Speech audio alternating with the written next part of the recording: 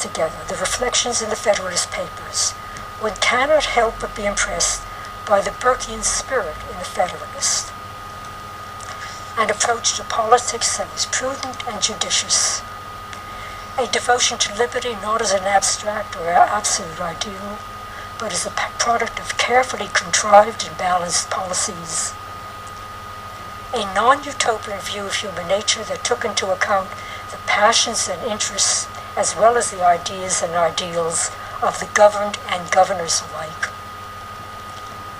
And with it all, a moral purpose and seriousness that transcended policy and expediency. It might have been Burke in the Federalist Papers observing that, quote, a man must be far gone in utopian speculations to forget that men are ambitious, vindictive, and rapacious. Or, again in the Federalist, reflecting upon, quote, the veneration which time bestows on everything, without which perhaps the wisest and freest governments would not possess the requisite stability. Or remarking that the reason of man, like man himself, is timid and cautious when left alone, and acquires firmness and confidence in proportion to the number with which it is associated. Hamilton added to that, and also in accord with ancient opinion as well. Or that the most rational government will not find it a superfluous advantage to have the prejudices of the community on his side. Or that experience is the best oracle of wisdom. Most telling, and most Burkean, was Alexander Hamilton's advice in the last of the papers. I should esteem it the extreme of imprudence to prolong the precarious state of our national affairs, and to expose the Union to the jeopardy of successive experiments in the chimerical pursuit of a perfect plan. I never expect to see a perfect work from imperfect man. And the obverse is true. If Burke could have penned those words in the Federalist Papers, Hamilton or Madison could surely have written that memorable passage toward the end of the Reflections, a passage that I think could well serve as the epigraph to the Federalist Papers. To make a government, Burke wrote, requires no great prudence. Settle the seat of power, teach obedience, and the work is done. To give freedom is still more easy. It is not necessary to guide. It only requires to let go the rein. But to form a free government, that is to temper together those opposite elements of liberty and restraint in one consistent work, requires much thought, deep reflection, a sagacious, powerful, and combining mind. A sagacious, powerful, and combining mind. Burke might have been describing the authors of the Federalist Papers, who collectively had just such a mind.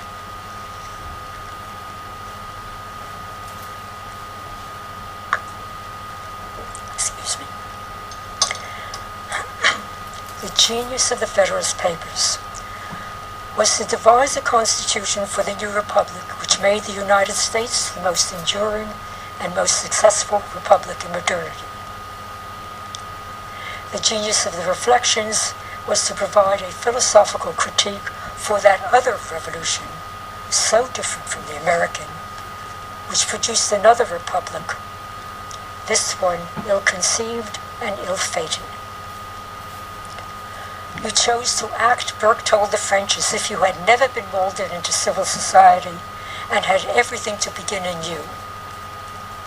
The Americans never made that mistake.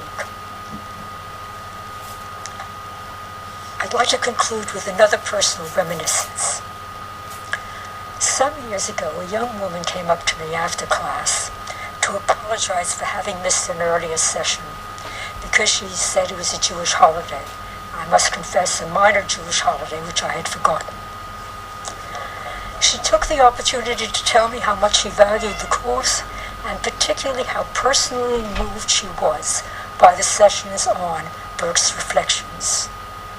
Because it gave her, she said, a new understanding and appreciation of Judaism, of her Judaism, which was a rigorous form of orthodoxy. She had had to, by the way, to get a special dispensation from her rabbi to attend my course in a secular university. What impressed her, she said, was Burke's defense not only of religion in general, but of a religion, her religion, founded on traditions and authorities, rites and rituals, which did not always have an obvious basis in reason, and which others might denigrate as obsolete and superstitious. My student could surely have found a vindication of her faith in Maimonides or other Jewish sages, but Burke gave her a less parochial, more universal rationale. Where Burke challenged an enlightenment that, in the name of reason, threatened to undermine the dogmas and institutions of Christianity, she saw the rationalist, secular ideology of her own age threatening the faith and the very existence of her people. No religion is as tradition-bound and history-centered as Judaism, and Orthodox Judaism is all the more so. Of the 613 commandments prescribed for devout Jews, some are moral principles binding on all civilized human beings. But others are unique to Judaism. They are what distinguishes it from all other faiths and all other peoples. To Christians and even non-observant Jews or non-Orthodox Jews, some of these commandments seem arbitrary and irrational, relics of ancient customs and superstitions. For the Orthodox Jew, they carry the weight of law and morality because they have the mandate of authority, the authority of revered, although not divinely ordained, rabbis, as well as the sanction of tradition, the pedigree, as Burke said, of our illustrious ancestors. This is what spoke to my students so directly and powerfully. I can think of no greater tribute to Burke than that of this young woman, and I like to think that Burke would have appreciated it as well. Thank you.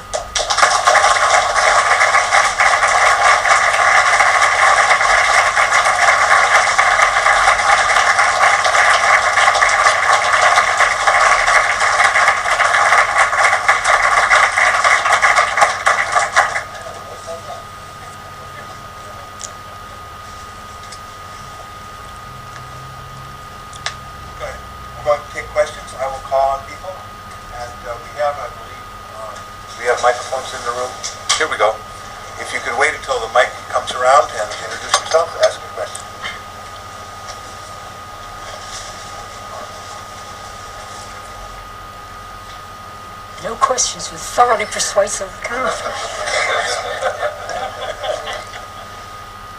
Can't believe no one had a question. Frank Fletcher, my question, Professor Himmelfarb, since picking up on your conclusion, did Burke write specifically about the Jewish people? Did he have attitudes about their status in England or in Europe, their emancipation, what civil rights they should have or not have? Right. Well, actually, what was so interesting for me in this response of this young woman was the fact that in class we had occasion to mention, I mentioned it, some of my students mentioned, the several very typically anti-Semitic kind of casual passing references that Burke made in the reflections to Jewish usurers, loan lenders and so on, money lenders and so on. Now, what was so interesting about some of Burke's references of this kind was that he also referred to a General George Gordon, a notorious anti-Catholic. He was a leader. He was a real anti-Catholic agitator and the leader of some anti-Catholic riots at the time, who also was, as it happened, a Jewish convert. And Burke, having also, as I said, in passing, referred to Jewish usurers and so on, he also said to George, Gordon, you should be reading your Talmud, because you will find in there sentiments and so on of that of your glorious ancestors. The idea of Burke referring to the Talmud was itself rather mind-boggling, but that he should then turn the argument in that way, I found rather interesting. Burke did not comment, as far as I know, on the so-called Jewish question that was prominent in those times. What is interesting is that the French Enlightenment did comment on it, and in a way that was not very congenial to Jews. The French, when both the French Enlightenment and the French Revolution itself, the revolutionary government, took a rather dim view of Judaism. And finally, after several years of debating the subject of whether people should be admitted as passive citizens or as active citizens and so on, they decided that Jews at best could be only passive citizens. They could not be active citizens so long as they retained a commitment to Judaism as a religion and to the Jewish community, which constituted a separate nation. So, as I said, Burke did not comment on all of this, but I think the Burkean spirit would have not permitted him to say such a thing. The Enlightenment, the passion for reason, did permit them to say that. I mean, all religion was suspect. Judaism, being the most ancient of religions, was the most suspect.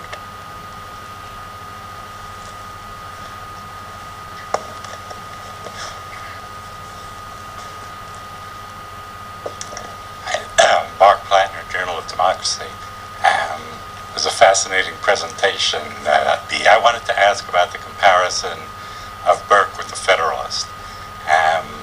Certainly, I can see that in some ways, the emphasis on prudence and so on. But are you presenting an anti-Enlightenment picture of the Federalist? And in particular, in the Federalist Papers, isn't there an acceptance of the basic principle of the sovereignty of the people as the source of all legitimacy?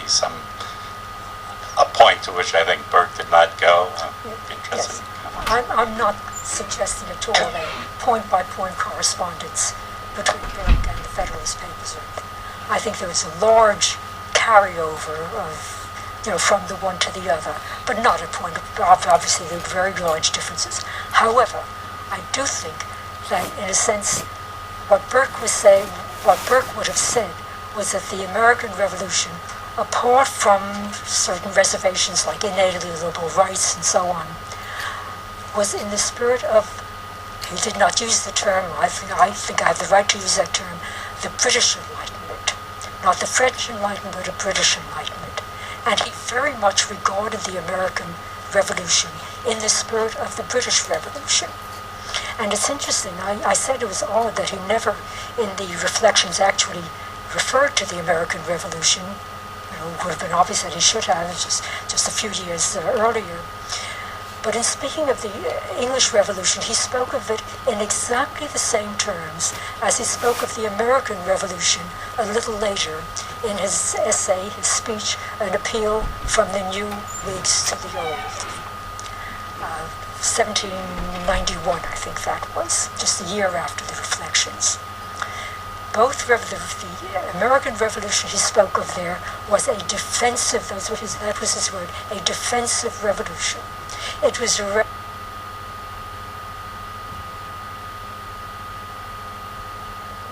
revolution of last resort after everything else had failed, and for the relief of all the grievances and abuses. So that in that sense, you see, I think the two were similar. He was using, in a sense, the British Revolution in the reflections when he could have said much the same things about the American Revolution.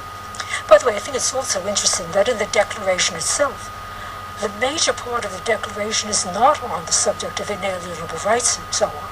It's on the grievances and abuses that the Americans were experiencing, against which they